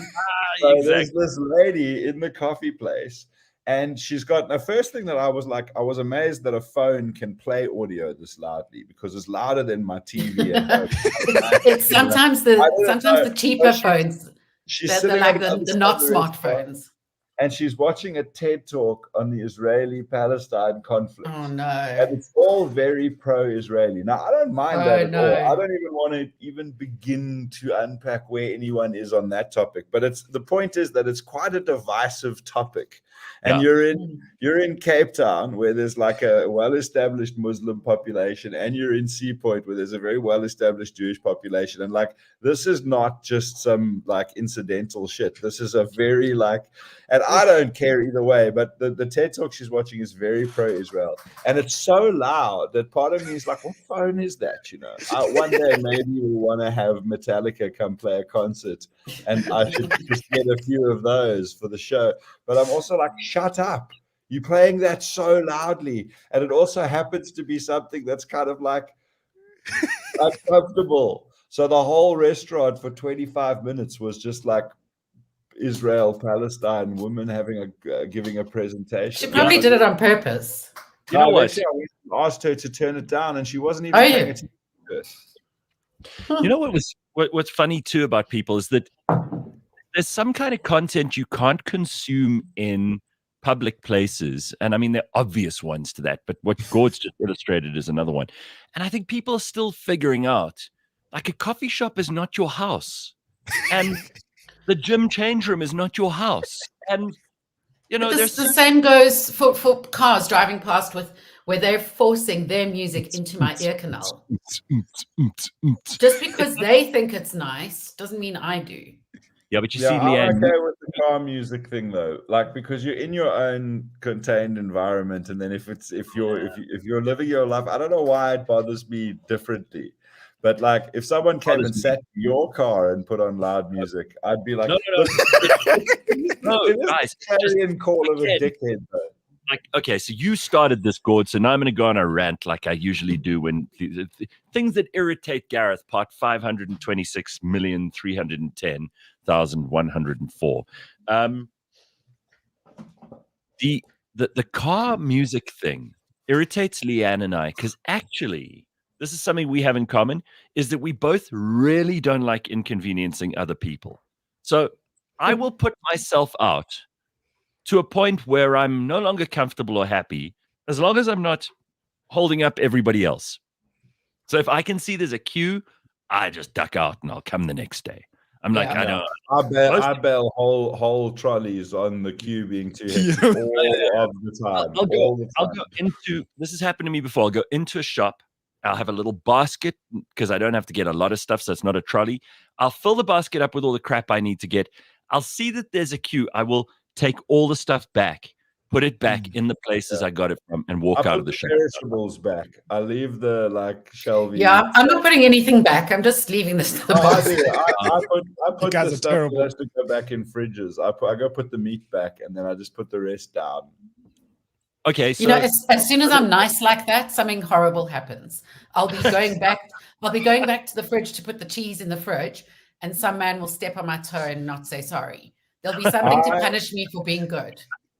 I left the Checkers yesterday with my trolley, with my basket, and a single grocery in it. Like, I went a single grocery. Yeah, one grocery. I took my basket and I started putting things in it, and then for two important things I was trying to buy in a row, the shop didn't have these two basic items that I need. So I was like, okay, I'm so far I'm 1 for 3. And I'm just going to lose this. No, so I go on the little mission to put the thing back, and something distracts me. And the next thing you know, I'm 3 blocks across and 1 block up. I've walked almost a kilometer home, and I'm carrying like that turquoise green Checkers basket, and it's got 250 mils of cream in it. So now I'm like, okay, I'm closer to home than I am to Checkers. So I keep going home and live the rest of my life with the Checkers basket, which is a kind of cool thing to have. But now I've committed theft, and that's not my bag. So I'm like, shit, what do I do? So I just decide I'm going to go back and I'm going to return this thing, but I'm going to do it with no fanfare at all. And I'm just going to just put it away. So there's me. I walk into the Checkers with a basket and a thing on it. And I did like one cursory lap around the meat counter and then put this thing away, put it back and left again. That's so awkward. part of me kind of wishes I still had the checkers basket. It would make a great table talker, a great story for every time. Why do you have that? It's like it's the coolest brand at the moment. I think that is a cool thing to have, is one of those baskets, because I mean, you're often around the house, you're like moving shit around, and you're like, I wish I had a perfect size container to just something just designed for wasting some shit. Oh no! Yeah, maybe I see them. Maybe I'll go and steal one. I'll go and steal one today. Yeah, like that's such a great idea. I'm looking at those wheelies. Would you have carried on home, or what would No, Gord, I cannot handle the idea that someone would think I was a criminal. Even if nobody saw, I'd have to return it. It would drive me up the wall. I wouldn't be able to sleep that night. I know there's some people. I'll take advantage if I can. If someone's made a stupid mistake, it's like the once I went to the cigarette counter, I bought cigarettes, but I also wanted to pay for a pair of scissors. And no, it was a tin opener. That's right. And she didn't put the tin opener through the scanner. And she packed it, and I didn't say anything. I got a free tin opener. Whoa. Sure. Someone else made a mistake. What happened to you? Like obeying laws and whatnot? Like not Gord. Gareth thinks I'm really two shoes, but I'm not. No, but you just said bad things happen to you, but that's a great thing that happened to you. Look at how lucky you are. You're not just unlucky. That tin opener made up for all the times I've been overcharged by something. What is that, Gord? Like I stole by mistake. I didn't really steal it. It just ended up in my bags, and I came home. I've got the whole shitty plastic roll from a Checkers. Now, this is the irony of this is that every day on autopilot, I have to 6 times ask not to have this. And then I get it anyway, because they wrap each individual meat thing that you buy in one of these shit plastic things. And like, I'm like, okay, so that's like 1 to 6 bits of non-recyclable, shittest possible quality, worst shit you get, like entry level of entry level horseshit plastic for every time anyone buys anything made of meat, because once a year, Corin's beans might need to be wiped because they were next to a chicken breast that like leaked 1 milliliter. Or it's the opposite. They'll use it for like they won't put your domestos next to your your rice or whatever. It's like these things don't really leak, and if they do, like it just let it be a thing of life. Would you rather an extra 500 to 3,000 bits of horseshit plastic go in the ocean every year because of you and your ordinary day-to-day shopping? Or would you occasionally have like one thing in your groceries? And on occasionally, I mean once a year, one thing will lightly wet another thing. It's like it's life. An egg also might break in your groceries and wet you might have to wipe your sunlight when you get it home. You can't just vomit shitty plastic into the ecosystem because it might preventatively make your life slightly more convenient. So I fucking hate it. And I'm always the same way. I'm always ordering my drinks without lemon. I'm always like, hi, can I have a Coke Zero, please, with no lemon? And then because for me, the thing's name is the Coke Zero with no lemon. That's the name of the product. When you order it, you have to say its whole name. It's like, I'd like a Coke Zero with no lemon, please. Thank you. I haven't ordered it without saying, and no lemon for 20 years, because like why? I understand if you want lemon in your Coke Zero, that you should be able to ask for it. They'll be like, oh, no problem, we got lemon. But like, what other food should go in your drink if you don't ask? Like, can I please have no sardines and no lemon in my Coke? No slice of cheese, please, in case that's something that you do. So I always ask to not have this piece of shit plastic. I'm like, no, shit plastic. And then they start putting it in anyway, and you have to be like, no, not that, please. No, still no more of that. I've developed an overnight phobia. I even had to look it up because, and I'm just thinking about, I was going to say, can I please have a pizza with no fly eggs? But that's what happened to me this weekend in my kitchen. No, I had the thing that millennials think they developed, which is Avo toast. and my smushed Avo, and I've got a very poorly old cat who I'm battling. She's battling to find joy in eating food. Hold on. She's poorly. I'm returning. She's 17. She's 17 years old. So she's battling to find joy in eating food. So I let her try anything that I'm eating. And in this case, it was a little teaspoonful of smushed avo, actually with no lemon. Yes. And I put it into her bowl because she ended up enjoying it. Put it into a bowl, went outside, sat on the stoop, had my avocado toast. Yeah. And when I came back to her bowl to see if she'd eaten it, I noticed something white on this spoon of avo. Yeah. It looked almost like Parmesan cheese, like the shitty type that they give you in restaurants. Yeah. That's very crumbly, not the shaved. Yeah. And I looked, and there was a fly next to it, keeled over. No. This fly had laid freaking eggs on the teaspoon of avo within 2 minutes. Now, where else is that happening in the kitchen?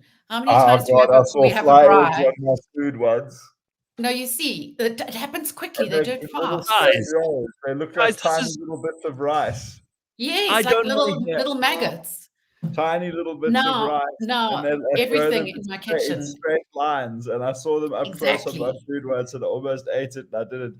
But when you see, they do it immediately. So now, is it happening on my toothbrush? And you're saying your cat doesn't take any joy. Do you know how many shit particles are in your toothbrush? Eggs all of the time. Like, it's actually just a day-to-day part of your life. The same way when you smell someone fart or poo, you're actually eating bits of their poo with your nose. It's in the air, and you're tasting it with your sinuses. But the actual physical bits are sticking to the walls of your sinuses, and the shit is physically touching your inside head, and your body is computing its fragrance by tasting it. So it's the same as you've just got to accept that, because the consumption of insect eggs is just part of living in the world. But now, how do you know with your cat being poorly that it's not enjoying the food? Maybe the cat's like, life's so fucking awful, I can't even express joy, let alone feel it. And then you put this like bit of avo toast, and you're like, your cat, you're a millennial, have some of this. And your cat's like, and your cat's like, if I wasn't so poorly that I could express happiness, I would express so much happiness now. But I'll just lie here and just lie and just know that I'm at least internally happy. And then you take it away because it's like he's not expressing any joy, when maybe that's his only problem, is that he can't express joy. He's feeling it constantly, but can't express it. Stop. She used to express joy. She can't express it. Because she used to express joy. Gender pronouns have become a far more fluid thing since she last could express herself. I said to my vet, this is heartbreaking, and she's not even playing anymore. And she's like, Leigh-Ann, she is 17 years old. She is not going to play anymore. So I am aware that she may not be expressing joy due to her age, but she used to. She might love that avo toast. She's so poorly. or maybe it's like now because you try to find something to make her happy, and you're taking her like right off piste with what cats are meant to eat. You're like, okay, it's like strawberry jam on a flapjack. Come on, Mittens. Express some joy. And Mittens like, I wish that I'd managed to like just smile when I last had a piece of whiskey. Some tuna, for the love of God. Like, this is Nutella on a croissant, Mitzi.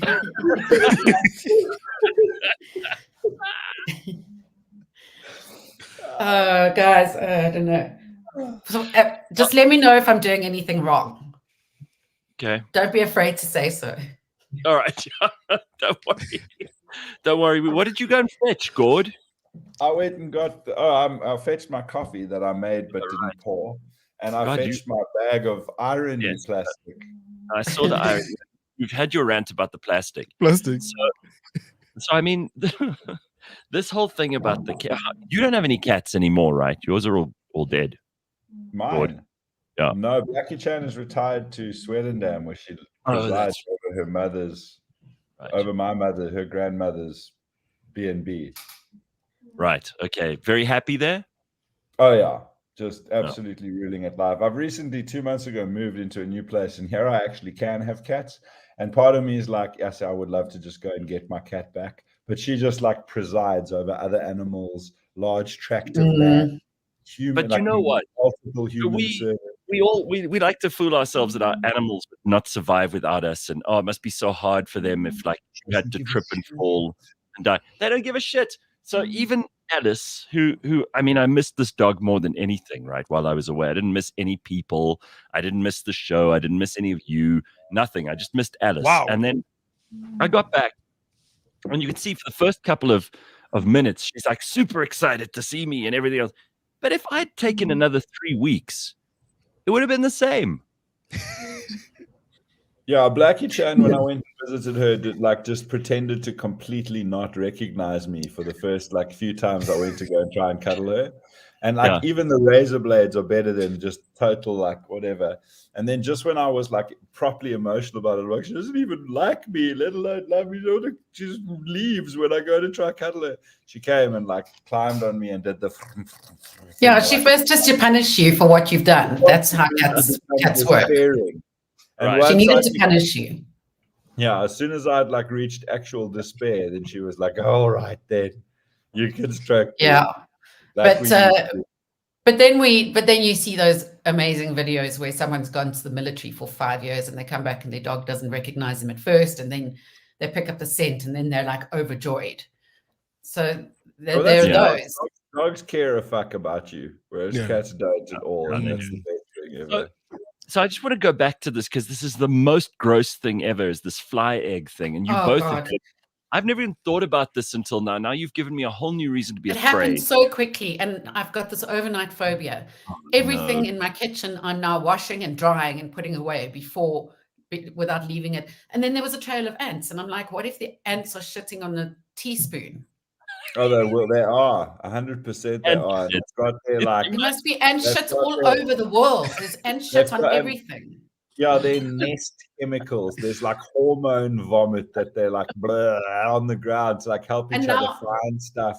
And they're backing to eat saliva. They stick their ant arms down their throats. Their ant arms. Saliva, and it hooks on the barbs. Yeah, but whereas a human, we're pretty gross too. I mean, we'll scratch our arsehole and then taste the other. And then we touch the escalator thing, and humans are gross as well. We leave a significant portion of household dust is actually your skin. Yeah, no, 60% of the dust in your house is skin. Dead skin. The thing is myth shit comes out of humans all the time, and it's daily. It's not even just when things go horribly bad and you get foot ming that something oozes out of you. Constantly various substances ooze out of us. Everything's gross. The world is super a lot of oil. There's a lot of oil seeping out of us all the time. Yeah, all over. I don't know what's happening down there. Your headphones are so myth right now, and the insect eggs are on and in everything. Also, insect legs in food, in mass manufactured food. Really? I found a spider once in my warm-up meal. My Alfredo, a whole ass spider. You know, there's a ratio where they can call something it doesn't have rat turds inside. There's I think it has to have something less than 20% of rat turds for them to call it rat turd free. Rat turd free. So the acceptable amount. Yeah. There's a threshold where it's got some, but it doesn't register as much. Well, guys, I don't understand this. I was having a very good day. You went back to it. I know, but I can't believe this. I can't actually believe that there are fly eggs and ant saliva. And think of how many Christmases we've spent where you go outside to eat and you come back and have a second chop. It takes 2 seconds for flies to lay these layers of eggs. Can't handle it. Sorry. Don't like it at all. No, you swallow on average 3 spiders in your sleep during your lifetime, says Joking Atheist. I'm sure it's more than that. I've heard that. I think it's like isn't that per night? Isn't like per night? Yeah, well, it's not as many as that, but I feel like it's more than that. Yeah, it probably is. And a lot of people talking about this too. I mean, stop oil. That's funny. Just stop oil. All the oils. That's what they should be. Body oils. These protesters should be protesting that stuff. Stop. But you know, I mean, if you think about it, the reason why sweat smells, the reason why your underarms smell is because the bacteria's shit. The bacteria eat your sweat and then they poop, and that's what you're smelling. Yep. And you also only smell like where you've got like curly, thick hair, or where in those areas where people generally grow curly, thick hair. That sweat from there is the one that smells bad soonest, because you're releasing a whole lot of hormones and fat into that sweat. Oh God, I never want to have sex again or eat. I've lost the joy of eating. The idea is so that I'm just trying to do it's similar to what you've done with your cat and food, except I'm doing it with sex. Yeah, exactly. So that those areas now are secreting like fatty sweat, and then that fatty sweat dries and the bacteria starts to draw inside of it. And that's where you get the smell of the bacteria shit. The idea of that is to make you more attractive. So that like your particular pheromone, like we gotta stink you up a little bit so that you can attract because of course gender's not a thing. So you can attract a person of any gender that loves just hold on a second. So this is obviously true, but when did we start thinking that wasn't a sexy smell? I mean, there must have been a point, right, where we decided roses and eau de cologne and incense and freshly cut grass. It was only in like the late 1800s that nice smelling shit was introduced into the world. Like prior to that, everything just smelled of decay and poverty. It's like, it's pretty much disease. Long to beat my children with. That smells so musty. I'll take it home. Oh look, come here, little Sam. Smell how nice the new beating stick is. Oh, it was that today. Oh. I've done all my chores, but I can go and undo one so that you can beat me with the beating stick. Smells like sulfur. So nice.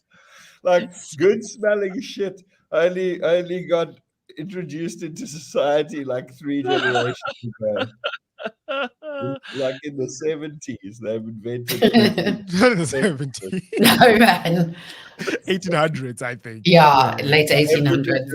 Like it's with a black shoved inside the fireplace so that you could later use it to burn for fire.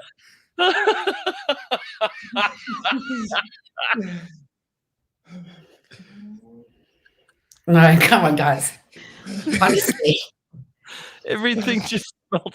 I'm just trying to imagine the world before things started smelling nice. Everything just smelled fucking horrendous. It smelled like death. And also, they didn't have a word for damp because damp was normal. So it was unusually dry. It was, that's very dry. Nothing new. Nothing new. Everything's always used and old. Like, this damp was normal. This feels awfully normal. Yeah, I know it's right. Oh man. Yeah, now we're all behaving like Leigh-Ann's poorly cat because we're taking all the joy out of everything. It's all gone. I want to be virtual for the rest of my life. Yeah. Vegan has health problems. Your cat's actually 7 and not 17, but it's the vegan diet that's like whenever you go to the health store, the herbal. Hey, let me show you this. Let me show you this quickly. This is fun. The oldest dog in the world. You talk about your poorly cat. Take a look at this quickly. And Leigh-Ann, you could tell us about this, but this is the dog the world's oldest dog. The world's oldest dog ever has died. Bobby was 31 years old and spent his life in Portugal. The secret to his old age? Eating human food, never walking on a lead, and showing him love and affection, says his owner. O Bobby come aquilo que nós comemos, o que nós cozinhamos para nós, damos também ao Bobby. Bobby's... We don't speak Portuguese. Rollerbladers when he was off his lead. 31 years old though. Yeah. Flip. Longevity 30, can be 31. He is a purebred Rafeiro do Alentejo livestock dog with a life expectancy of 12 to 14 years. Sure. He was named just this year. He was named not only as the oldest living dog, but also the oldest hound in recorded history. He lived to be 31. How does hound and dog differ?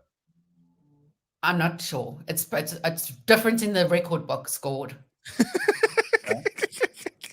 I'm not Guinness. Okay. So 31 years, 165 days old. And what's really amazing is that he was almost killed as a puppy. He was part of a litter of 4 puppies, and the family decided not to keep him because they had enough animals. And in those days, they would just dig a hole and put the animals in the hole. That's what they did. Nice people, huh? Yeah, you often hear this, like imagine if people, and I think at one point we were like this. You talk about bad smells, but bad people. I mean, like, oh no, we've got too many children. We can't keep this one. Just bury it in a hole in the back. We would, if your cats had kittens, you didn't want kittens, you just wrung their necks. You don't even bury it in the hole. You just put it outside because the smells are normal. So it's like there's some bodies outside. Put him alongside the other bodies. What was this dog's name? Do you know the name? Bobby. B-O-B-I. Bobby. I don't understand the whole secret to longevity is walks without a leash, because like walking the dog, leash or not, is got to be good for the longevity, as opposed to like maybe it's like no rollerblader pepper sprayed my dog to death. The feeling of never being restrained and just pure love. That's what did it.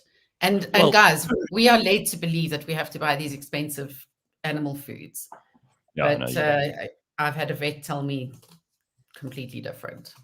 Well, so VB has done the calculations. In human years, that dog is 210 years old. Yeah, that's pretty old. That's not a thing, right? Like dog years and human years. It's not really a thing, and it's all years. It's just that, like, in the sense that all you've done is you've taken the average lifespan of a dog, the average lifespan of a human, and said, okay, well, like, what is the difference? And it's like 7 times as much. But a dog, it like doesn't work out exactly, because a dog does its whole like childhood, adolescence, teenage vibe and into adulthood.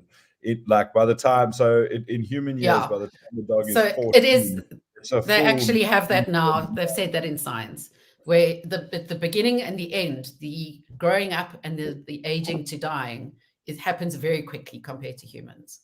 Except if you're a cat that eats avo toast, in which case you're descending down into old age stages, gets dragged over decades. You know what one of my other pet hates of life is, Gareth, and this is like, it sounds like some old man shit now that I'm 42, except I still happily will go to a drum and bass party and let them play the drum and bass as loudly as possible, or to a concert and be like, I was at Slipknot a year ago and I was like, this should actually be a bit louder. It's their own show. It's like, it could be louder. But when places that don't have any business playing the music, bro, we went to go watch the fucking World Cup semi-final, me and my buddy Miles, at Diaz Tavern in Claremont. It's like there's a few Diaz Taverns, lovely Portuguese restaurants, but they booked the place up and you had to book a table. And so now I'm with a friend. He's at his friend's book table. So there's people who don't know each other at all. And we're sitting on these plastic chairs. And in between, before the game, at halftime, and after the game, they had what I call cocaine Casper, because this oak was like Casper de Vries, but on cocaine. And he was like this old O with a microphone that was like, and they were like, call me Borka. And all that cringe. worse than Leon Schuster. And the psych's like, come on, Booker, it's time to party for the Booker. Show me what you've got. And this tiny little old oak, like vibrating, like string theory, cocaine level. And just like, and then there's this like old white lady coming along and telling people to move their tables. And I'm like, thank God, an old white person telling everyone what to do. Yeah, see, it got properly lit. But the music was so fucking loud, and I was one of the youngest people in there. So I've noticed a strange thing is like when you're very young, you play the music much too loud and irritate people. By the time you're in your late 20s, getting into your 30s, you're like normal for like 2 decades. And then as you start to get older, you play the TED talk about Palestine, all the music annoyingly loud again. It's because you just don't give a shit what other people think, and that's very freeing as well. Because you're bloody deaf also. Also because you're deaf, yeah. Yeah, I often wonder, you remember Barney Simon, the DJ, used to say, if it's too loud, you're too old. And I wonder, ironically, while he was 65, yeah. Yeah, I know, he's so fucking old now that I'm sure for him, everything's too loud. Bro, well, I mean, I stopped emceeing rock events because I promised myself I'd never be Barney Simon. And I remember and dude, Barney's, I'm sure, a lovely guy. And I'm not like... No, he is.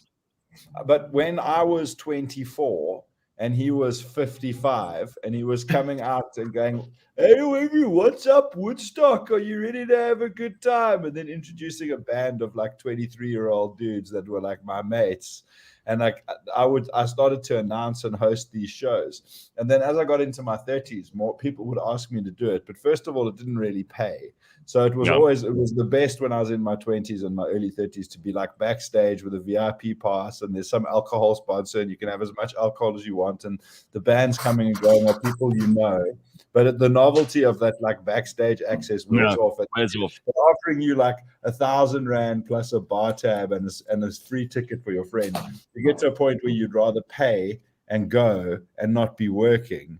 But so it's a combination of that novelty wearing off, but also me just being like, as soon as the bands started being like significantly younger than me and I didn't like really know them, and I'm like 32 and this band that all look 22 come on and play and they're like, oh, whoever's this, like, I was just like, I'm not getting that now. There was the irony of Barney Simon being like 60 and telling you if you're too loud, it's too old. Other way around, but yes. It's too loud, you're too young. You're too loud, it's too old. What do you say, Bakh'abantu? Is Gord too loud, or is Leigh-Ann too soft, or like does this bother you as much as it bothers Gord? I stumbled on this last week. We had like this lady who came in with Ms. Mkonazi came in with like this youth survey. I'm like, I don't tick any of those boxes, so I think I am too old because it is too loud. Yeah. So was a youth survey? Yeah, though she came in with all these youth surveys and like she's like, oh, this is what the youth are into. And then I'm like, I know, I disagree. Like, did I take the survey? Because I disagreed with every point on this thing. I was with Sis Premier Thursday last week, God. Because it was probably set by an old person. But how did they track you down that you had to, like, how did you get so far as to be entering the service? Did somebody just catch you in an elevator? And no, it's done by this like Gen Next, so they do interact with the youth and whatnot. Oh, right. So like, exactly. So they have a finger on the pulse, but I was just like, yo, my pulse is clearly offbeat. I identify as an old man, I think. Yeah, your pulse is letting you down. That's what's happening. You need a pulse oximeter so you can have that on you. Remember when people were walking around with those things just a couple of years ago, testing themselves out the whole time? They were?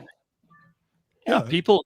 Don't you remember people were testing themselves for it's your oxygen level. It's for oxygen levels. Yeah. Your saturation. Part of the whole COVID thing. People are stupid. You know, it's just amazing to me. People out with masks on, and it's like, I don't even care. Like, I honestly don't. If somebody wants to wear a mask, they must wear a mask. Like, it's not like when everyone's wearing them and someone doesn't, I'm like, why are you not wearing your mask? And then if, vice versa, if someone's still wearing one. But I see people, not often, but occasionally, wearing a mask outside. Dude, there was a guy. If you're inside, if you're alone in your own car, or you're walking outdoors. Gord, you were very You were very pro-mask. You were very pro-vax. You were all of that stuff when the whole thing happened. You can't claim now that you're not because it's not cool anymore. I'm not claiming I wasn't. I was a part of the go along to get along thing and didn't fucking want to just like. See, it's made out as if I was passionately in a camp. I was like the controversial Gareth Cliff. Put my mask on. Yeah, the controversial Gareth Cliff. Although Gord Laws was just happy to get on with life. I'm going once a week. I'm leaving the house to go to Pick and Pay, and I'll put my mask on and I'll sanitize. I remember you. You had one of those profile pictures with the "I just got vaccinated." I did not. Because Gareth. I did not have that because I'm not a dick face. I was pro-vaccine, but I'm not pro-dick profile picture. And then it can still in 2029, you can still have your pray for SA profile picture. Fuck, I stop farm murders. I hate those stupid. I don't care how into the thing you are. Don't do a dumb profile picture as if changing your profile picture is gonna finally free Palestine. Oh fuck, you know what, guys? we were gonna bomb another hospital and like move 8 kilometers further into Gaza. But then I checked this oak in South Africa, this South African white oak from the northern suburbs of Joburg, and his girlfriend both had free Palestine profile pictures. So fucking we've just cancelled all of. Yeah, I was happy to wear the mask. I was happy to sanitize my hands, and I didn't fight with anyone about it. I was like, for God's sake, it's like none of us have any say in this. But I've never understood people wearing it alone in their car. We were only in Germany in the 30s. We didn't vote for Hitler. We just went along with it. No problem. Guaranteed you wore a mask in the Pick and Pay. You didn't have a choice. We had to because I couldn't do my fucking shopping otherwise. But trust me, I had them telling me more than any other person I can think of. Please put on your mask. Please put on your mask. Everywhere I went, I did it at the last possible moment, and I did it with. But that's just you. That's you just being disruptive, and you've always been that person. No, literally the person at the circle wank who won't play the drums. Literally at Sun City. You walked away. You would not play the drums in the circle. Is it rude at a circle wank not to play the drums? I guess you would then be unable to wank unless you were one-handed drum wanking, which is actually something you can do. So what you do is you use the stroking of the penis with like a down flick stroke. So the end of your penis. Hang on.